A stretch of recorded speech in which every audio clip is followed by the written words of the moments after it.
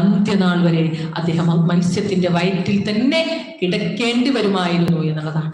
അതുകൊണ്ട് നമ്മുടെ പ്രാർത്ഥനയ്ക്ക് ഉത്തരം കിട്ടാൻ വേണ്ട ഏറ്റവും നല്ലൊരു മാർഗമാണ് എന്ത്?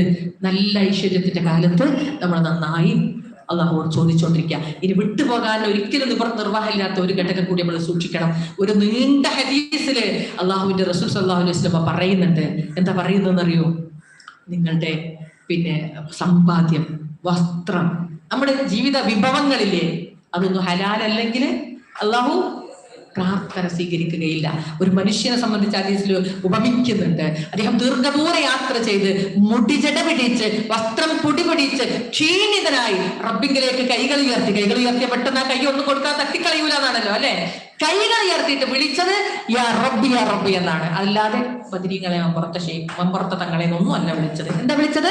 യാ റബ്ബി യാ റബ്ബ് എന്നാണ്. പക്ഷേ ആ പ്രാർത്ഥന അള്ളാഹു സ്വീകരിക്കുകയില്ല. കാരണം ആ മനുഷ്യൻ കഴിച്ചത് നിഷിദ്ധമായ വിഭവമാണ്, ഉടുത്തത് നിഷിദ്ധമാണ്, വാഹനം നിഷിദ്ധമാണ്, എല്ലാം നിഷിദ്ധമാണ്. പലിശക്ക് ഏതെങ്കിലും മാർഗത്തിൽ കൂടിക്കണോ എന്നുള്ളത്